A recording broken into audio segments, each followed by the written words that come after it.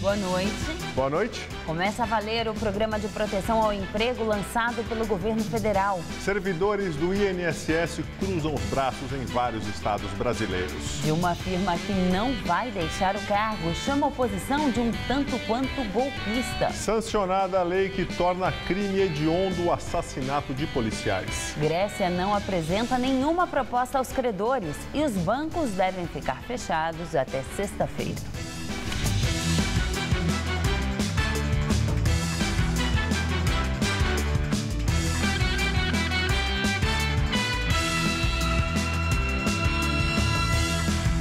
A Câmara dos Deputados aprovou em segunda votação o texto base da reforma política. Na primeira votação, os deputados aprovaram itens importantes, como o fim da reeleição, o mandato de 5 anos para todos os cargos eletivos, restrição de acesso a recursos do fundo partidário por legendas nanicas e as regras para doações de empresas a campanhas eleitorais, entre outros itens. A reforma foi aprovada com 420 votos. O texto precisa passar por mais 2 votações no Senado. O Programa de Proteção ao Emprego, lançado pelo governo federal, começou a valer hoje. Na prática, o chamado PPE vai permitir que os empregadores afetados pela crise financeira reduzam a jornada de trabalho e o salário dos empregados para evitar demissões.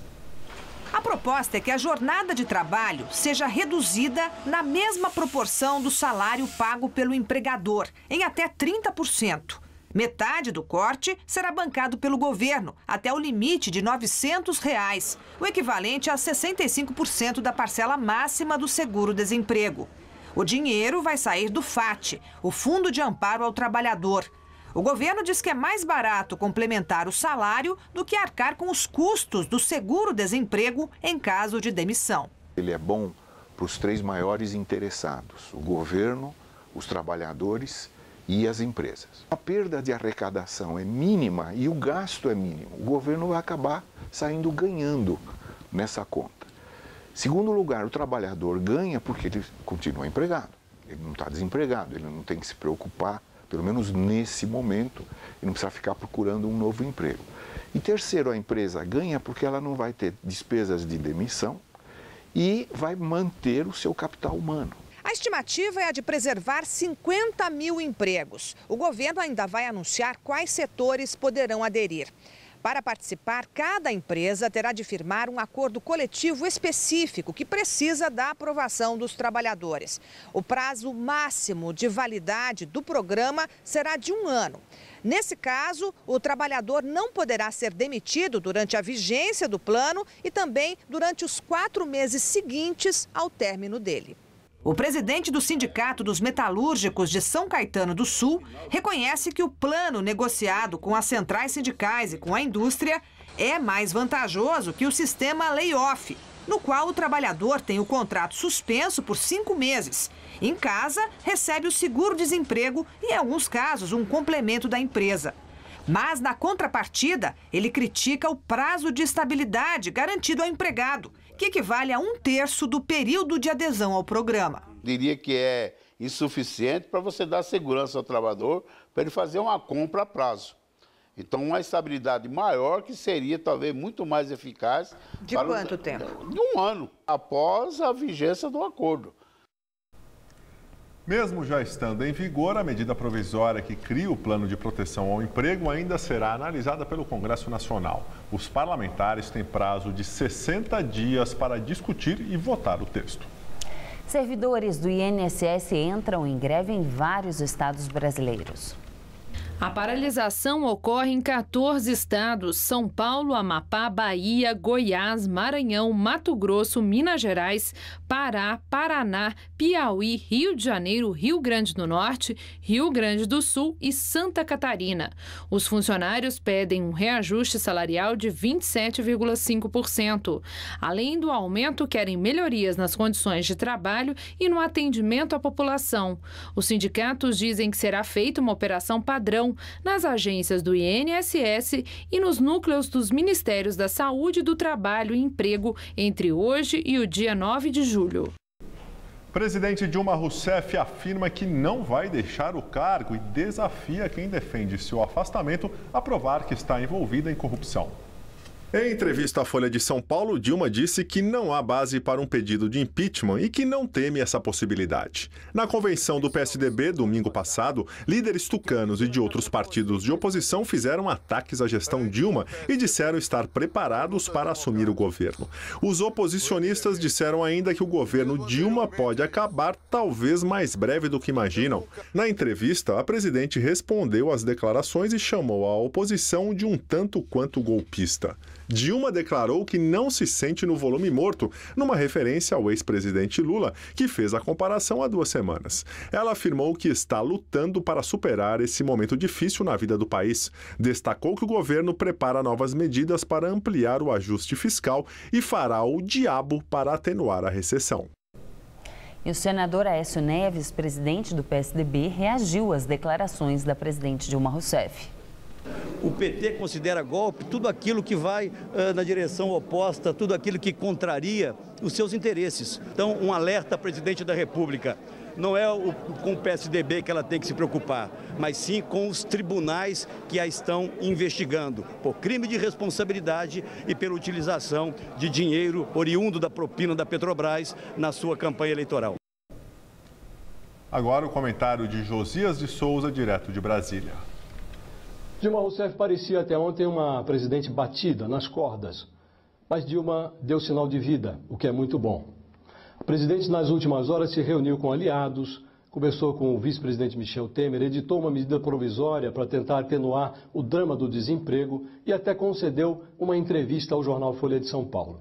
De todas as iniciativas de Dilma, a que menos ajudou foi a entrevista. Não que ela fosse desnecessária, é bom que a presidente fale, mas ela soou arrogante no momento em que se esperava que soasse mais humilde. Dilma disse 3 vezes, eu não vou cair, eu não vou cair, eu não vou cair. Reduziu toda a crise a mera luta política, disse que não se atemoriza com isso, que venham. Soou mais ou menos como naquele samba, daqui não saio, daqui ninguém me tira. Ora, uma presidente da República pode muita coisa, mas ela não está acima das leis e da Constituição do país. Dilma foi chamada a dar explicações em 2 foros, o TCU e o TSE. No TCU, há uma auditoria dizendo que as contas do governo no ano passado, 2014, estão irregulares. Foram cometidas ilegalidades, segundo o TCU.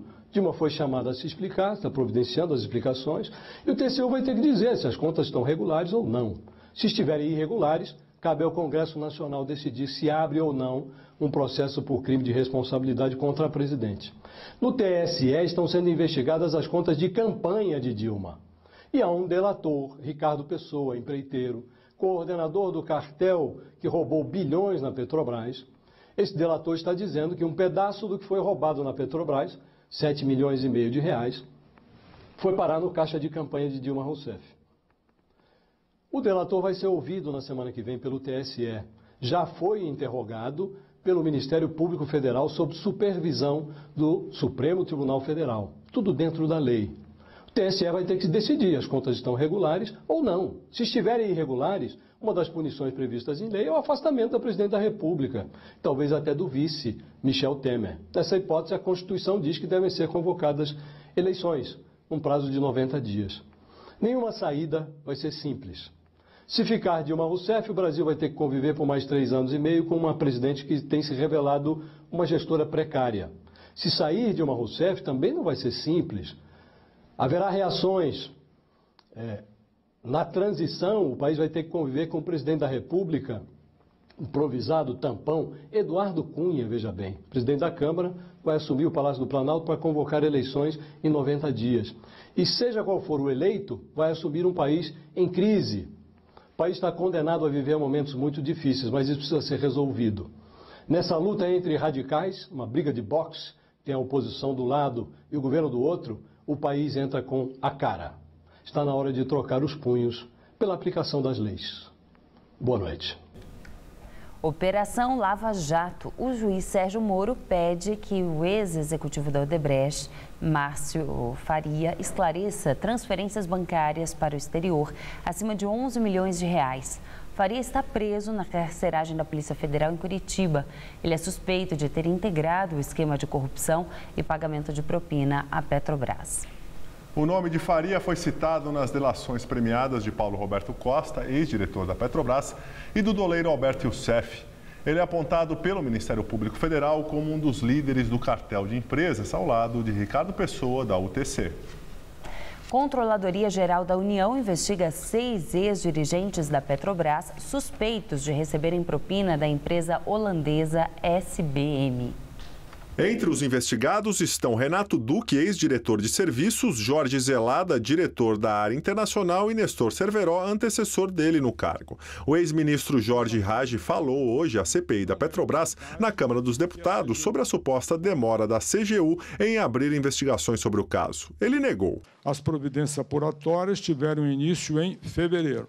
Não é verdade, portanto, que a CGU teria protelado a investigação sobre o caso. Além de Duque, Zelada e Cerveró, também são investigados José Orlando Azevedo, ex-presidente da Petrobras América, José Augusto Salgado da Silva e José Eduardo Moreira. Segundo o Raggi, os indícios coletados contra os 6 são de enriquecimento ilícito, parentes empregados na SBM, viagens suspeitas com representante da SBM no Brasil, vazamento de informações confidenciais e recebimento de propina.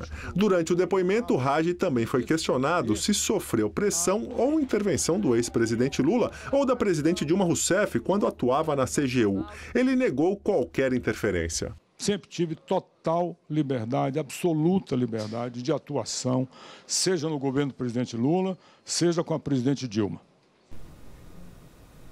E agora vamos ao comentário de política com José Neumann e Pinto. Não é um comentário, é uma tentativa de traduzir um monte de asneiras de todo tipo que a entrevista reuniu. Contra a história, contra a justiça, contra uma coisa de louco, né?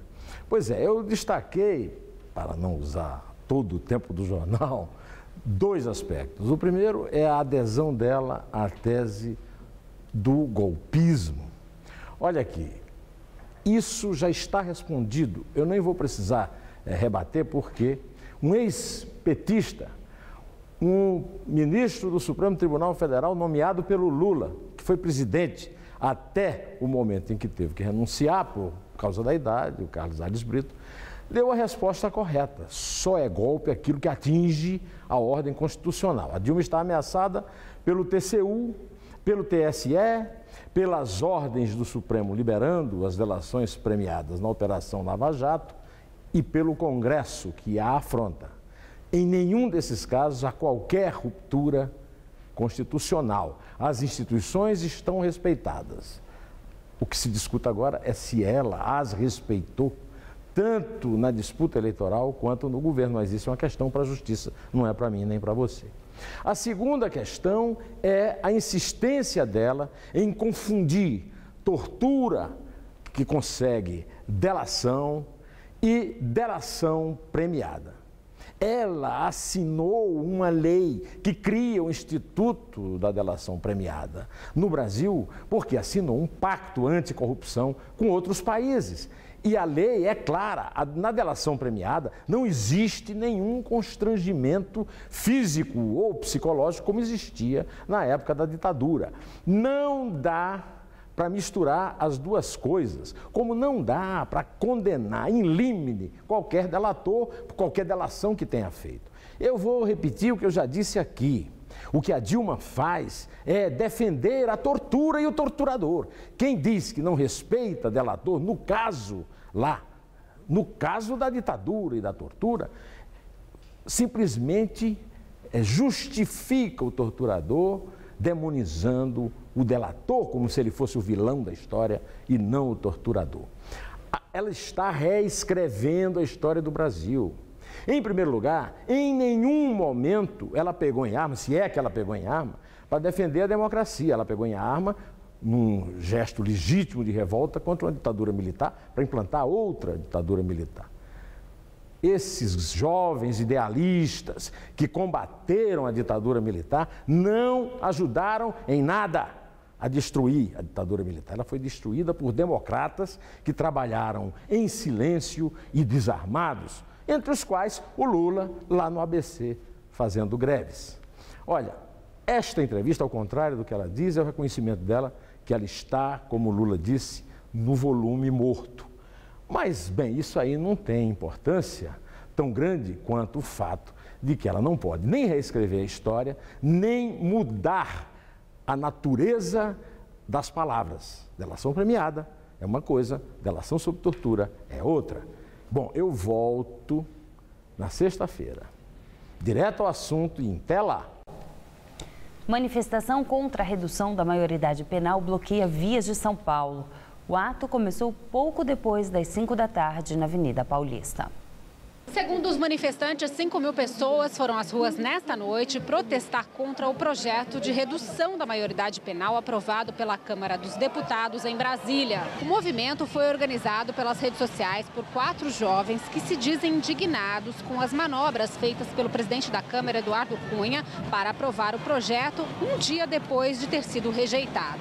A gente não acha que reduzir a maioridade penal é a solução para reduzir a violência na sociedade, como é defendido pelo Eduardo Cunha ou pelos parlamentares que votaram a favor. Muito pelo contrário, a gente acha que mais encarceramento só gera mais violência. As cadeias hoje são verdadeiras escolas de crime. Os manifestantes bloquearam uma das pistas da Avenida Paulista. O ato desceu a Consolação até a Praça Roosevelt. Uma nova manifestação já foi marcada para a próxima segunda-feira, dia 13 de julho. Presidente Dilma Rousseff sanciona a lei que torna crime hediondo o assassinato de policiais civis, militares, rodoviários e federais, além de integrantes das Forças Armadas, da Força Nacional de Segurança Pública e do sistema prisional. Publicada no Diário Oficial, a regra sancionada sem vetos pela presidente Dilma Rousseff vale para policiais civis, militares, federais, rodoviários, integrantes das Forças Armadas, da Força Nacional de Segurança Pública e do sistema prisional, além de parentes de até 3º grau, desde que o crime tenha sido motivado pela profissão do agente. Em fevereiro, o governador Geraldo Alckmin e o secretário de Segurança Pública, Alexandre de Moraes, foram a Brasília defender o agravamento em 50% das penas em crimes contra os policiais. Em São Paulo, no primeiro trimestre deste ano, 66 policiais foram assassinados, segundo os dados oficiais da Secretaria de Segurança Pública do Estado. O governo espera que esse número caia, já que a partir de agora, matar um policial é crime hediondo e qualificado, ou seja, com penas mais severas de até 30 anos de prisão. Antes, a morte de um agente de segurança era tratada como um homicídio comum, com reclusão de até 20 anos. Para a Associação dos Cabos e Soldados da Polícia Militar de São Paulo, a medida é positiva e deve sim intimidar os marginais, mas ainda não seria suficiente, já que, pela lei, muitos saem antes de completar a pena. O policial, ele é um agente do Estado, ele representa o Estado democrático de direito, né, do Estado, ele defende a sociedade. Então, é um agente que tem que ser preservado, tanto ele como a sua família. E antes o Congresso não aceitava, entendeu? Mudar a lei. Hoje já aceitou mudar, então já foi um avanço. Então, no futuro, abre a expectativa, né, de melhorar a lei para que seja cumprido na íntegra quando ele cometer o crime contra o agente público.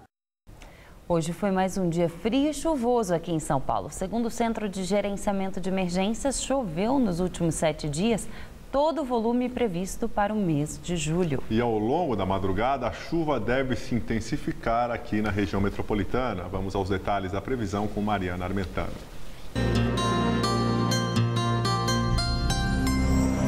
Uma grande área de instabilidade ganha ainda mais força pelo Brasil nesta quarta-feira e deixa o tempo fechado com chuvas a qualquer hora em todo o estado de São Paulo.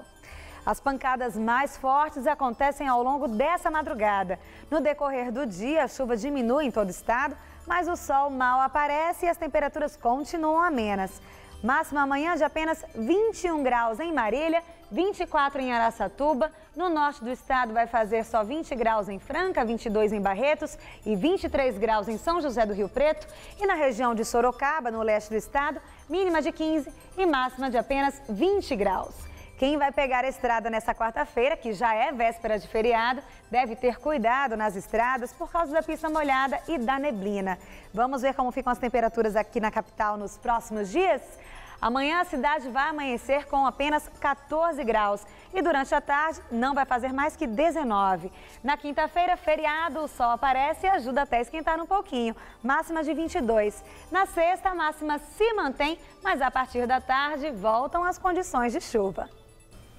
O governo do estado de São Paulo diminui percentual que retorna aos consumidores no resgate de valores da nota fiscal paulista. A Secretaria da Fazenda baixou de 30% para 20% o teto do valor arrecadado pelo ICMS, que era destinado à restituição. Além disso, os valores referentes a gastos feitos entre janeiro e junho, que seriam restituídos em outubro, estarão disponíveis apenas em abril de 2016. Em nota, o governo afirma que a medida foi adotada pela necessidade do Estado preservar recursos para investimentos a áreas prioritárias de atendimento à população sem o aumento de impostos. A seguir, Grécia luta para evitar a falência e continuar na zona do euro. E a visita do Papa à América do Sul. Francisco faz missa para 900 mil pessoas na capital do Equador. Quem quer comunicar precisa estar atento ao alcance de sua mensagem, aos canais mais adequados, às mudanças mais repentinas. A comunicação evoluiu. A Faculdade Casper Libero leva você ao próximo nível, a pós-graduação. São 4 cursos que ajudam você a ser protagonista nas grandes transformações. Professores com ampla e reconhecida experiência acadêmica, autonomia para montar a grade curricular e escolher sua carga horária, localização privilegiada e tradição no ensino superior em comunicação. Divida sua carreira entre antes e depois. Faça a pós-graduação na Casper Libero. Inscrições abertas. Como eu adoro bater um papo, no Todo Seu de hoje eu vou conversar com a atriz Gisele Fraga e ainda fuxicar com a minha querida Esther Rocha. Tem mestres da gastronomia e musical. O chefe Fernando Carneiro comanda o Espaço Gourmet, e a cantora Célia, maravilhosa, comanda o musical da noite.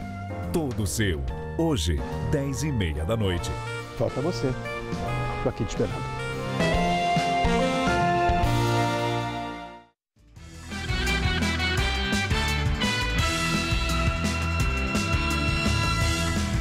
Grã-Bretanha lembra os 10 anos dos atentados terroristas em Londres que mataram 52 pessoas. O primeiro-ministro David Cameron e o prefeito de Londres, Boris Johnson, colocaram coroas de flores no memorial no Hyde Park. No dia 7 de julho de 2005, 4 terroristas suicidas detonaram bombas caseiras, escondidas em mochilas dentro de 3 composições do metrô e um ônibus durante a hora do rush pela manhã. No dia 21 de julho, novas tentativas frustradas de ataques contra o transporte público foram registradas. No dia seguinte, a polícia londrina matou dentro do metrô o brasileiro Jean Charles de Menezes, que foi confundido com um terrorista. David Cameron disse que a ameaça do terrorismo continua tão real quanto letal, que o assassinato de 30 cidadãos britânicos inocentes em férias na Tunísia é um lembrete brutal desse fato e que os britânicos nunca vão ser intimidados pelo terrorismo. Uma cerimônia religiosa na Catedral de St. Paul reuniu, além de Cameron e o prefeito Johnson, famílias das vítimas e membros dos serviços de emergência. Todo o país respeitou 1 minuto de silêncio. Grécia luta para evitar a falência e continuar na zona do euro. A apresentação das novas propostas aos credores deve acontecer amanhã. Euclide Tsakalotos, o novo ministro das Finanças da Grécia, chegou à reunião dos ministros do Eurogrupo sem nenhuma proposta nova. Ele apenas apresentou uma avaliação da situação do país depois do referendo em que a população decidiu rejeitar as condições dos credores. Mais tarde aconteceu a cúpula de emergência entre os líderes da Europa e o primeiro-ministro grego Alexis Tsipras. Para conceder o terceiro resgate financeiro à Grécia desde 2010, a Europa exige mais cortes de de gastos e aumento de impostos. Os gregos lutam por um acordo menos duro que inclua o cancelamento de uma parte da dívida. Os dois lados dizem querer impedir que a Grécia se torne o primeiro país a deixar a zona do euro em 16 anos de existência da moeda única. A Bolsa de Valores e os bancos estão fechados há mais de uma semana. Os correntistas só podem sacar 60 euros por dia nos caixas eletrônicos. O ministro grego das reformas administrativas disse a uma rádio de Atenas que os bancos não devem reabrir até sexta-feira. E a agência de notícias estatal grega divulgou que o governo de Atenas pediu uma solução provisória para cobrir suas necessidades de caixa até o fim deste mês, enquanto se negocia um acordo de longo prazo. Com a crise na Grécia, descendentes que vivem aqui no Brasil estão recebendo familiares e amigos que saem do país em busca de melhores condições de vida. E a situação econômica lá começa a afetar comércios de gregos aqui no Brasil. Spyros mostra a quantidade de caixas que formam o estoque de seu comércio. Azeitonas e azeite vindos diretamente da Grécia. Tudo produzido na fazenda da família, na região sul do país. Apesar do momento difícil, Spyros conta que até agora não teve problemas no recebimento dos produtos. Essa semana aqui deu uma parada, mas acredito que os bancos vão reabrir agora com a nova versão. Vamos esperar os acontecimentos. Acredito que não vai ter grande mudança, não. Já neste restaurante típico, localizado no centro de São Paulo há quase 60 anos, bebidas como vinhos e conhaques começam a faltar. No entanto, apesar da preocupação com o comércio, Nick se divide pensando na mãe e na irmã caçula, que moram na Grécia. É difícil. Minha mãe é esteticista, então no ramo dela é difícil a pessoa procurar cuidados pessoais, né? E o movimento dela, claro que caiu. Já minha irmã, ela se formou em engenharia há pouco tempo, mas ela tenta fazer uns bicos, né, porque emprego não está conseguindo achar. Nesta pizzaria tradicionalmente grega, a preocupação também é com os familiares e amigos que estão lá na Grécia. Com a crise, os parentes espalhados pelo mundo se transformaram nos principais anfitriões desses migrantes. Levi Yannis pediu ajuda à prima Helena. Há 2 meses, é à beira do forno a lenha que consegue dinheiro para mandar para a mãe e o irmão que ainda estão na Europa. O emprego lá é temporário de 6 em 6 meses. Além disso, o salário ela é R$500 por mês, 500 euros por mês, desculpa. E acho que é um absurdo, né? Muito baixo o salário. Helena também está com atraso na entrega de mercadorias importadas, mas acredita que muito em breve tudo irá se resolver. Tem que ter muita esperança, muita fé, acreditar que é uma democracia, que a palavra democracia vem do grego. Por isso que ela votou contra, porque a partir de agora o povo grego quer participar das decisões políticas também. Papa Francisco celebra a sua última missa no Equador antes de seguir viagem para a Bolívia. Cerca de 900 mil pessoas foram ao Parque Bicentenário na capital Quito. Francisco celebrou a missa campal vestindo traje com motivos regionais. Em referência aos protestos pedindo a saída do presidente Rafael Correa, Francisco pediu que as pessoas de toda a América Latina se voltem para suas raízes cristãs em comum, em busca de inspiração para resolver as diferenças. O Papa segue viagem para a Bolívia e depois vai ao Paraguai, encerrando o giro de 8 dias pelas nações mais pobres da América Latina. A edição das 10 do Jornal da Gazeta termina aqui. Boa noite. Fique agora com Rony Von no Todo Seu. Uma ótima noite para você e até amanhã. Logo mais 11h30 da noite, um chefe de cozinha de temperamento forte mostra outro lado de sua personalidade em A Máquina. Assista agora, Todo Seu.